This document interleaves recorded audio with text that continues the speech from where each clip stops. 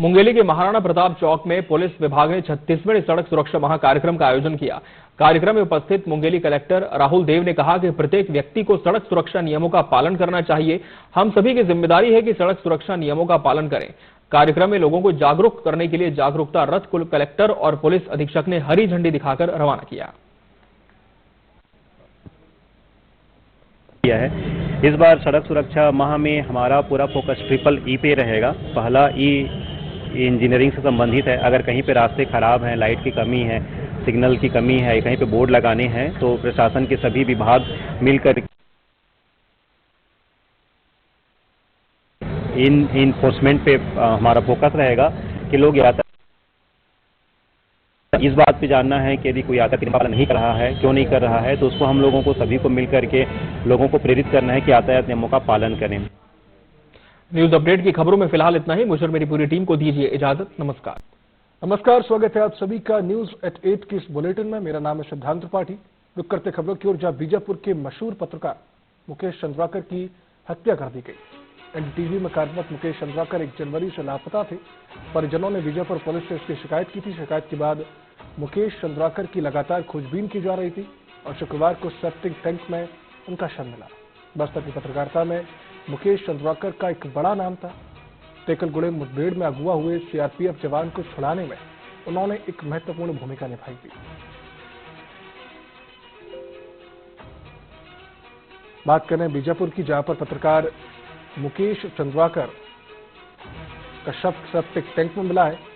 लंबे समय से वो लापता थे, जिसकी खोजबीन की जा रही थी और आज शव एक सेप्टिक टैंक में मिला।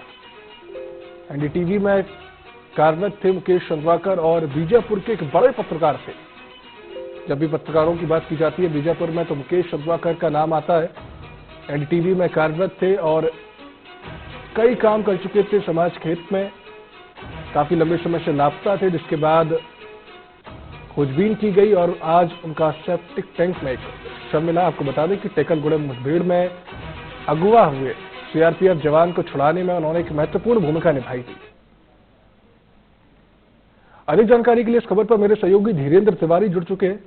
धीरेन्द्र, ये मामला क्या रहा था और इसके बाद अब क्या कुछ अपडेट खबर पर निकल कर आ रहा है सामने? सिद्धांत, आज बीजापुर से एक बड़ी दुखद घटना सामने आई है। मेरे मित्र भी जो है मुकेश चंद्राकर अब इस दुनिया में नहीं है। बीजापुर में लगभग 3 दिनों से लापता बताए जा रहे थे। इनकी खोज के लिए जो है पुलिस के जवान के साथ साथ जो है स्थानीय मीडिया के कर्मी, उसके अलावा समाज सेवी और सभी जो भी प्रकार के लोग जो थे वो पूरी तरह से खोजबीन कर रहे थे। और आपको बता दूं कि शाम तक जो है लगभग 4 बजे ये खबर निकल कर आई कि मुकेश चंद्राकर जो स्थानीय पत्रकार हैं उनकी जो है सेप्टिक टैंक में है। आपको बता दो कि ये हत्या का मामला है। कहीं ना कहीं जो स्थानीय ठेकेदार है सुरेश चंद्राकर, उसके ऊपर भी ये सवाल उठ रहे हैं। और ये जो सेप्टिक टैंक है सुरेश चंद्राकर के परिसर के पास में ही ये सेप्टिक टैंक है, वहां से ये मुकेश चंद्राकर की जो लाश मिली है। आपको बता दूं कि मुकेश चंद्राकर बस्तर पत्रकारिता में एक बड़ा नाम है। जब टेकलगुड़ा मुठभेड़ हुई थी जिसमें 23 जवान शहीद हुए थे, उस मुठभेड़ के दौरान में सीआरपीएफ का एक जवान जो है नक्सलियों के चुंगल में था। उस सीआरपीएफ जवान को छुड़ाने में मुकेश चंद्राकर ने बड़ी महत्वपूर्ण भूमिका निभाई थी। नक्सलियों के जो एक टॉप लीडर के काडर के जो नक्सली थी, उन लोगों से मध्यस्थता की बातचीत हुई थी और जो राकेश मनहास थे सीआरपीएफ के जवान, उनको छुड़ाने में एक बड़ी भूमिका निभाई थी। और बस्तर की पत्रकारिता में एक जाना माना नाम था। एनडीटीवी में वो काम कर रहे थे। इसके पहले न्यूज 18 में वो लंबे समय तक काम किए थे और एक यूट्यूब चैनल है द बस्तर विलेजर, उसमें के वो संस्थापक रहे हैं और बस्तर के तमाम क्षेत्रों में जाकर पत्रकारिता करते थे। बस्तर के विभिन्न मुद्दों पे बेबाकी से अपनी राय रखते थे। और इसी कड़ी से जुड़ा हुआ मामला था गंगालूर से, जो गंगालूर मिरचूर से भैरमगढ़ की जो सड़क बन रही थी, उसकी लंबे समय से ये जांच कर रहे थे। उसके साथ साथ जो है सड़क पर जो है कहीं ना कहीं भ्रष्टाचार का मामला जुड़ा हुआ था और उससे जुड़ा हुआ जो शख्स है ठेकेदार है स्थानीय सुरेश चंद्राकर, उसके साथ कहीं वाद विवाद की स्थिति थी। ऐसे में शक ये जताया जा रहा है कि जो स्थानीय ठेकेदार है सुरेश चंद्राकर इसकी हत्या में शामिल हो सकता है। हालांकि अब ये जांच का विषय है। सिद्धांत बता दूं कि पुलिस इस मामले में बड़ी बारीकी से जांच कर रही है और पुलिस के ही जो है बड़ी तत्परता की वजह से ही जो ये हमारे साथी मुकेश चंद्राकर की जो है शव बरामद किया है। अब जवानों ने शव को जो है सेप्टिक टैंक से निकाला है और इनकी जो है फॉरेंसिक जांच के साथ साथ पोस्टमार्टम की जा रही है और उसके बाद जल्द ही इस मामले में जो स्थानीय बस्तर आईवी है, एसपी है बीजापुर के, उनके द्वारा बड़ा खुलासा करने की उम्मीद जताई जा रही है। और सबसे बड़ी बात यह है कि बस्तर की पत्रकारिता जगत में इस तरह की जो खबर है वो निकल कर आई है, उसके बाद से ही पूरे पत्रकार जो है वो शोक में डूब गए हैं। बस्तर के सभी पत्रकार एक जो है गमगीन माहौल देखा जा रहा है और इस मामले में कड़ी से कड़ी जो जांच करने के बाद कड़ी से कड़ी जो है कार्रवाई की मांग पूरे पत्रकार जगत कर रहा है। जी सिद्धांत जी वीरेंद्र, एक बहुत बड़ा मामला है, एक पत्रकार की हत्या की आशंका जताई जा रही है। तमाम जानकारियों के लिए आपका बहुत बहुत शुक्रिया वीरेंद्र। हम बात कर रहे थे बीजापुर की, जहां पर एक पत्रकार मुकेश चंद्राकर की शव सेप्टिक टैंक में मिला, हत्या की आशंका जताई गई है और फिलहाल पुलिस इस पूरे मामले की खोजबीन कर रही है। वहीं औद्योगिक क्षेत्र कोरबा जिले में साल का अंतिम दिन बहुत दुखद रहा। सड़क दुर्घटना में 2 लोगों की मौत से पूरा शहर सहम गया। इस संबंध में कोरबा जिले के विधायक और उद्योग मंत्री लखन देवांगन ने बात की है तो वे सरकार की तारीफ के पुल बांधते भी नजर आए। कांग्रेस ग्रामीण जिला अध्यक्ष का कहना है कि पुलिस तो जिले के बड़े बड़े अधिकारियों और नेताओं की सुरक्षा में व्यस्त है। वहीं वरिष्ठ पत्रकार और जनसेवक गेंदलाल शुक्ला का कहना है कि शासन प्रशासन जिले में पूरी तरह फेल है।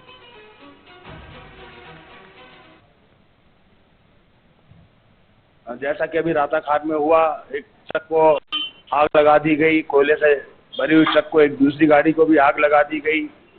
तो ये दुर्घटना इसीलिए होती है कि दोनों ओर गाड़ियां खड़ी है। ये सारा कुछ देखना नगर निगम की जिम्मेदारी है, पुलिस विभाग की जिम्मेदारी है, जिला प्रशासन की जिम्मेदारी है, लेकिन किसी को इन चीजों पर कार्रवाई करने की फुर्सत नहीं है। देखिए, वो सरकार में बैठे हैं, वो सरकार में तारीफ ही करेंगे जो है, लेकिन वास्तविकता को उनको स्वीकार करना चाहिए। नौजवानों की जो मौत हुई है उसकी पुनरावृत्ति न हो और मंत्री आज है कल नहीं रहेंगे, उनको जो है इस क्षेत्र में ही रहना है। उनको हमको वो ऐसा काम करें जिससे जनता में अच्छा संदेश जाए और दुर्घटनाएं रुके। कल दुर्घटना हुई, वो क्या है, जो ट्रेलर गाड़ी थी वो ओवरटेक के चक्कर में वो गाड़ी को चपेट में ले लिया, लेकिन फिर भी उसके बाद हमने जो बहुत सी गाड़ियां हैं उसको डाइवर्ट भी करवाएं और दूसरा अभी आने वाले समय में जो भी नो पार्किंग एरिया में गाड़ियां खड़ी करेंगे उनके ऊपर आज ही से हम फाइन की कार्रवाई भी शुरू कर रहे हैं। और जो शराब सेवन करके गाड़ी चला रहे हैं उन पर भी हम हर एक जगह चौक चौराहा पर अपने प्रभारी अधिकारी नियुक्त करके उनके खिलाफ भी कार्रवाई करेंगे। दुर्घटनाएं जो होती है शराब के कारण भी होती है। मैं तो आपके माध्यम से निवेदन करूंगा कि अपने वाहन शराब पी कर न चलाएं और अच्छा से चलाएं, अपने जान को बचाएं, क्योंकि जो मुरापार रोड में हुआ है बहुत ही शराब के नशा में था, इसके कारण से वो खुद ही जाके टकरा गया। तो इस तरह से मैं निवेदन करूंगा कि शराब उराब पीकर कोई भी गाड़ी वाहन न चलाए ताकि दुर्घटना से बचा जा सके।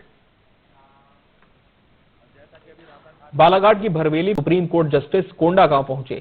जस्टिस अभय मनोहर ने सभी से हेलमेट पहनकर 2 पहिया चलाने की अपील की। इस दौरान उन्होंने जीवन के महत्व को बताते हुए दुर्घटनाओं के बाद होने वाली परेशानियों को विस्तार से बताया। साथ ही विभागों से सड़क सुरक्षा के लिए मुहिम शुरू करने की बात कही।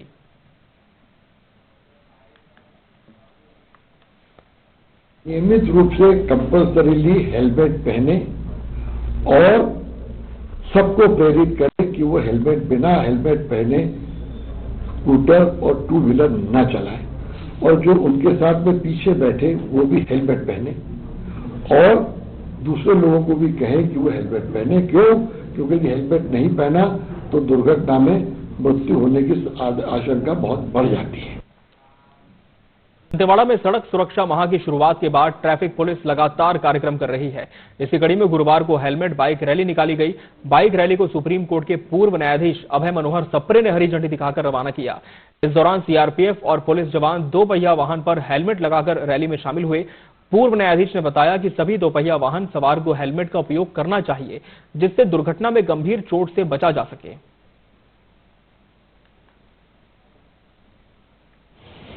सीट बेल्ट लगाना गाड़ी में अति आवश्यक है और इसलिए मेरी हर व्यक्ति से जो गाड़ी चलाता है और जो हेलमेट पहनना आवश्यक है, ये मैं अनुरोध करूंगा।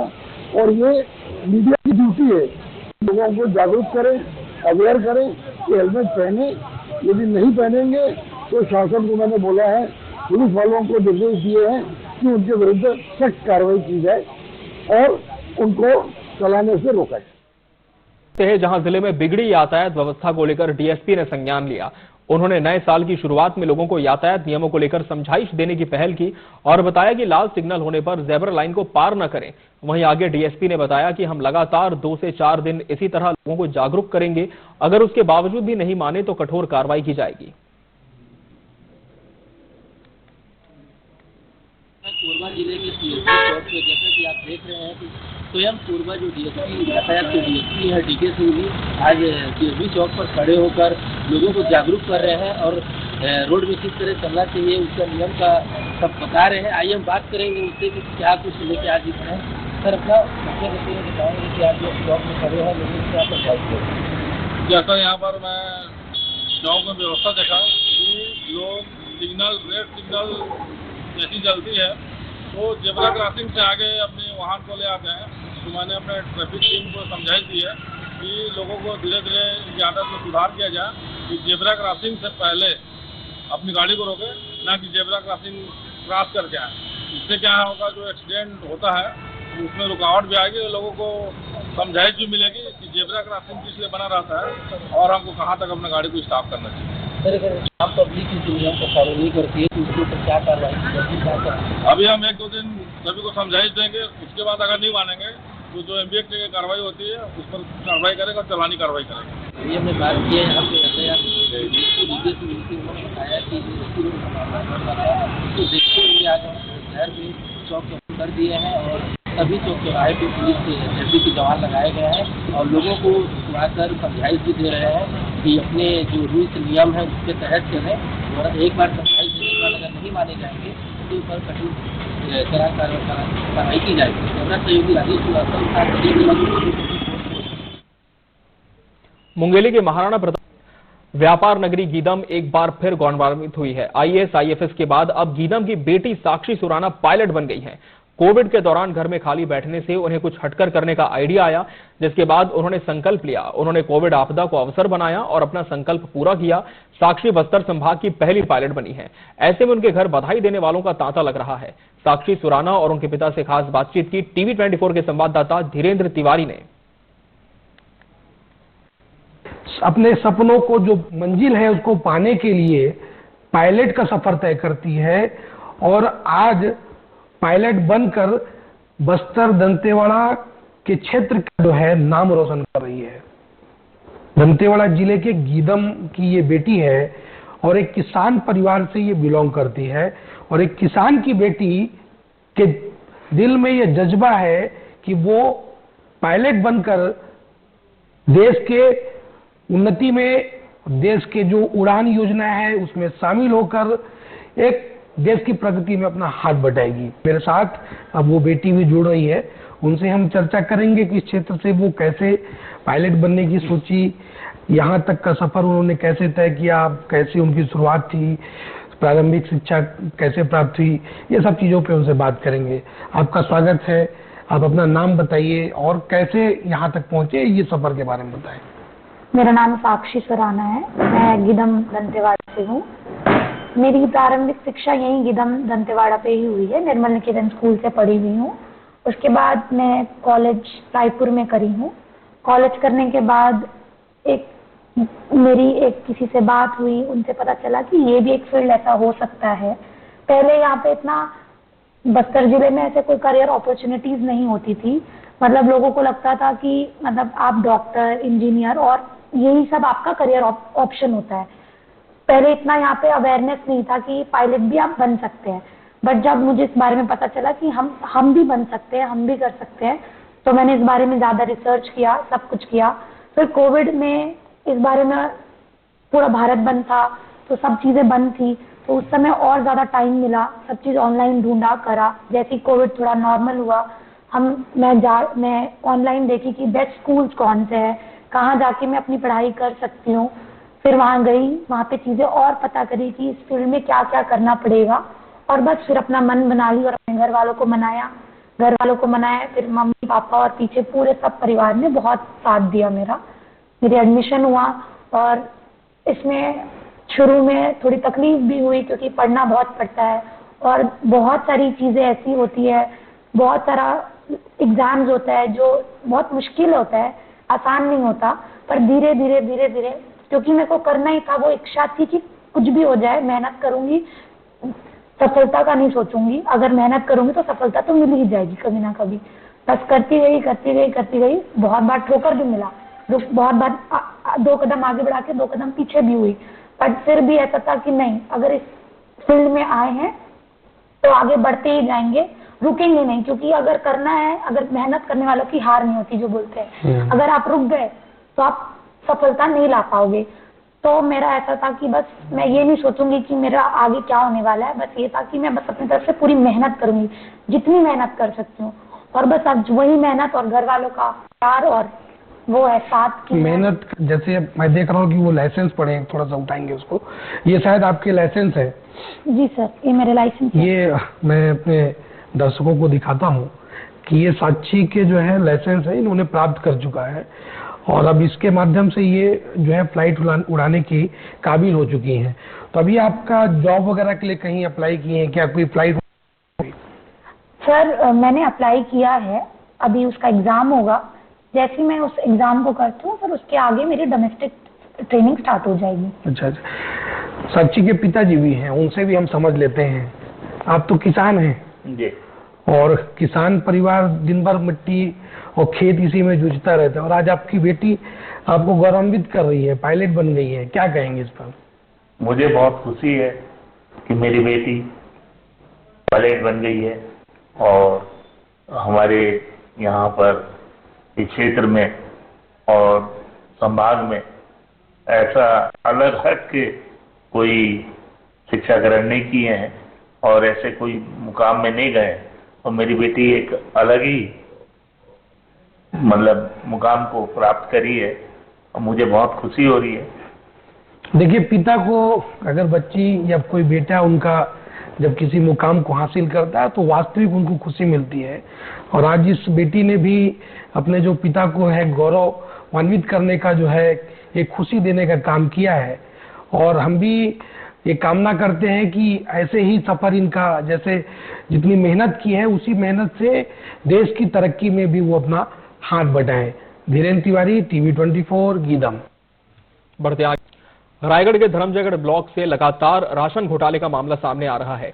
पीड़ित ग्रामीणों ने अधिकारियों और कलेक्टर को इसकी शिकायत की, लेकिन शिकायत के बाद भी गांव में जांच करने अधिकारी नहीं पहुंचे। दरअसल बीते 3 महीने से हितग्राहियों का फिंगर लेने के बाद भी राशन नहीं दिया जा रहा, और इस महीने भी राशन दुकान संचालिका शुक्रवार को राशन बांटने नहीं पहुंची, जिससे ग्रामीण निराश होकर घर वापस चले गए। हम मौजूद है धर्मजयगढ़ जनपद पंचायत के ग्राम पंचायत खड़गांव में, और आप देख सकते हैं मेरे पीछे लिखा है ये शासकीय उचित मूल्य की दुकान। और यहाँ सुबह से यहाँ जो झूला का है लाइन लगा करके रखे हुए हैं और यहाँ महिलाएं बैठी हुई है। अभी दोपहर करीबन 1 बज गया है, लेकिन पीडीएस जो संचालिका है रमेश शाहपुर निवासी है वो अभी तक आए नहीं है। आपको बता दें कि यहाँ विगत 3 माह से राशन नहीं मिल रहा है, जिसकी शिकायत खाद्य अधिकारी को की गई थी। उसके बाद तो खाद्य अधिकारी आए थे और उनका कहना कि 12 जनवरी तक अगर इन्हें राशन नहीं मिला तो उसके बाद उनके खिलाफ उचित कार्रवाई करते हुए एफआईआर दर्ज किया जाएगा। अब देखना है कि 3 माह का जो राशन है वो रामेश्वरी देती है कि नहीं। और आइए सुनते हैं यहाँ ग्रामीणों से। जी बताएंगे, अपना नाम बताएंगे। तो आप यहाँ कितने बजे से आए हुए राशन लेने के लिए? 8 बजे आया हम के लोगे तीन महीना के लनी था दिया। तो फिंगर उंगर प्रिंट लेते मिले अंगूठा दिखा के ला करो 2 महीना के है। तो यहाँ 3 महीने से चावल कहाँ से देते यहाँ राशन का वितरण करते हैं? क्या ना मीडिया ना नून ना शक्कर हाँ तो कुछ नहीं हो गया। यानी कि बीच बीच में चावल जैसे शक्कर और आपको नमक और चना नहीं दे? मीडिया नहीं हो गया। यहाँ की जो हितग्राही है वो अपने जो कमाए हुए पैसा को जो बचा करके रखे हुए हैं उसी से राशन खरीद के अपना जीवन यापन करते हैं। सरकार की जो महत्वपूर्ण योजना है लेकिन ये योजना धरातल पे कामयाब नहीं हो पा रहा है क्योंकि इसमें सिर्फ हितग्राहियों को लाभ नहीं मिल रहा है, इसमें सिर्फ रमेश्वरी जो यहाँ संचालिका है उन्हीं को लाभ मिल रहा है क्योंकि 3 महीना से राशन वितरण नहीं करी, फिंगरप्रिंट ले रही है। आखिर फिंगरप्रिंट ले रही है तो उसका राशन का करती क्या है क्योंकि 3 महीना से यहाँ ग्रामीणों को राशन नहीं मिला है। अब देखना है कि क्या उच्च अधिकारी उनके ऊपर कुछ कार्रवाई करते हैं या नहीं। मैं न्यूज़ 24 रायगढ़। कोरबा में मंत्री लखनलाल देवांगन के विधायक प्रतिनिधि राजेंद्र पटेल से मारपीट का मामला सामने आया है। दरअसल मानिकपुर पुलिस चौकी इलाके के दादर गांव में जमीन विवाद को लेकर हंगामा हो गया। इस दौरान दबंगों ने सरेआम राजेंद्र पटेल को तमाचा जड़ दिया। मारपीट का वीडियो सोशल मीडिया पर वायरल हो रहा है। पीड़ित विधायक प्रतिनिधि ने मानिकपुर चौकी प्रभारी नवीन पटेल पर दबंगों को संरक्षण देने का आरोप लगाया है। मंत्री लखनलाल देवांगन से भी मामले की शिकायत की गई है।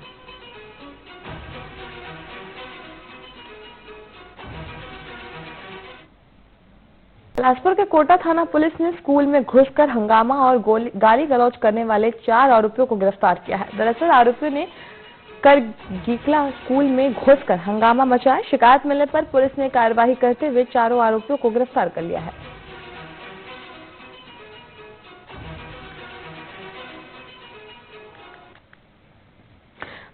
अब खबर कोरबा से, जहां कोरबा में मंत्री लखनलाल देवांगन के विधायक प्रतिनिधि राजेश पटेल के साथ मारपीट का मामला सामने आया है। के दादर गांव में जमीन विवाद को लेकर हंगामा हो गया और इस दौरान दबंगों ने सरेआम राजेंद्र पटेल को तमंचा जड़ दिया। तमाचा जड़ दिया। मारपीट का वीडियो भी सोशल मीडिया पर वायरल हो रहा है और पीड़ित विधायक प्रतिनिधि ने मानिकपुर चौकी प्रभारी नवीन पटेल पर दबंगों को संरक्षण देने का आरोप लगाया। वहीं मंत्री लखनलाल देवांगन से भी इस मामले की शिकायत की गई है।